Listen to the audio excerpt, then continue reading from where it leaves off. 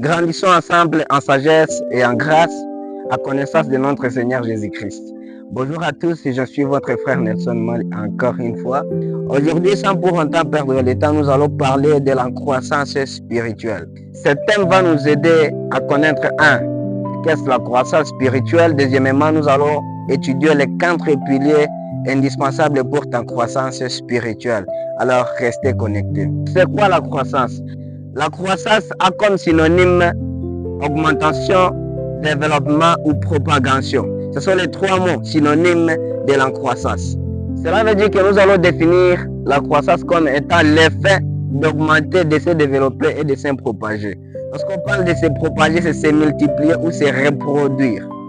Spirituel qui veut dire ce qui est de la nature de l'esprit. Si tu veux plaire à Dieu, sois un homme spirituel. La Bible dit en Jacques 4, 24 que Dieu est esprit, alors il faut que tout ce qu'il adore, l'adore en esprit. Cela veut dire qu'un bon adorateur, un vrai adorateur, c'est une personne spirituelle. Pour être spirituel, ça se travaille. Parce que Dieu travaille dans le spirituel. Et si tu veux le plaire, tu dois entrer aussi dans le spirituel afin que vous puissiez vous connecter et commencer à travailler ensemble. Jésus le connaissait, Jésus le savait, raison pour laquelle il a parlé en Jacques 4, 24. Voici les 4 piliers indispensables pour ta croissance spirituelle.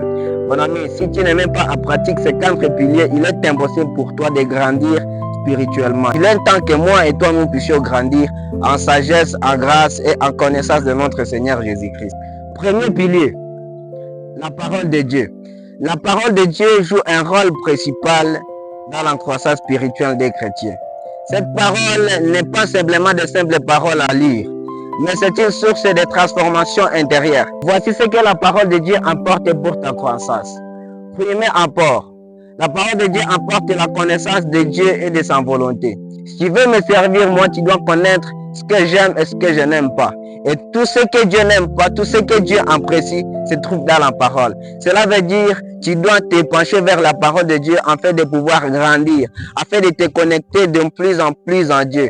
Deuxième apport de la parole de Dieu dans ta croissance spirituelle est que la parole apporte une direction pour la vie. Un homme spirituel, c'est un homme qui marche dans la lumière. La parole de Dieu est en train de nous dire à Psaume 119, le verset 105. Ta parole est une lampe à mes pieds et une lumière sur mon sentier. Tout homme spirituel, c'est un homme qui marche dans la lumière. Celui qui a la parole à lui, c'est une personne qui sait ce qu'il fait et pourquoi il le fait. Cela veut dire que chaque pas qu'il fait, chaque parole qu'il prononce, chaque décision qu'il prend est illuminée par la parole.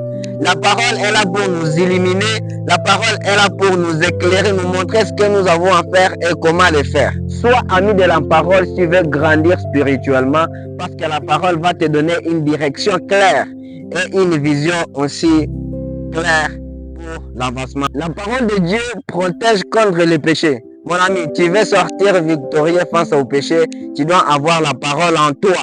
La parole doit vivre à toi et doit être manifeste en toi. Parce que c'est la seule façon de vaincre les péchés. Un homme qui connaît ne tombe pas. Lorsqu'il tombe, il sait que j'ai tombé et il va savoir comment se relever. Tant que tu ne connais pas, tu ne sauras pas que tu es tombé alors que tu es tombé. Sois un homme de connaissance. Connais la parole et la parole te protégera contre le péché. La parole apporte la foi.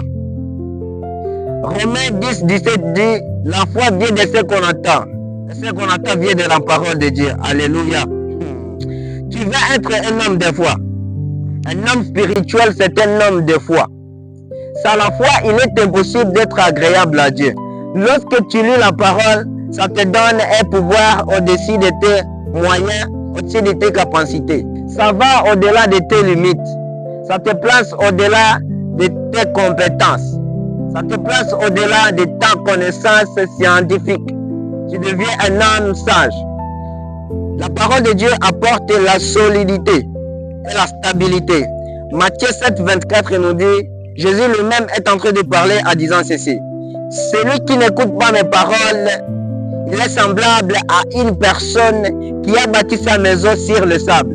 Mais celui qui écoute mes paroles est celui qui bâtit sa maison sur les rocs. La parole de Dieu va te solidifier, elle va te stabiliser dans tous les domaines de ta vie parce que tu es celui qui obéit à la parole. La parole de Dieu nourrit ton esprit. Sans la parole, l'esprit ne peut pas grandir. Comme ton corps a besoin de la nourriture, du foufou, de la patate douce, et si ton esprit a besoin de la parole de Dieu, donc nourris ton esprit de la parole afin que ton esprit grandisse, afin que ton esprit se développe, afin que ton esprit se multiplie et se reproduit. Alléluia. Merci d'être là jusqu'à la fin. La suite, c'est le samedi. Ne manquez pas, c'était votre frère Nelson Mali. Que Dieu vous bénisse.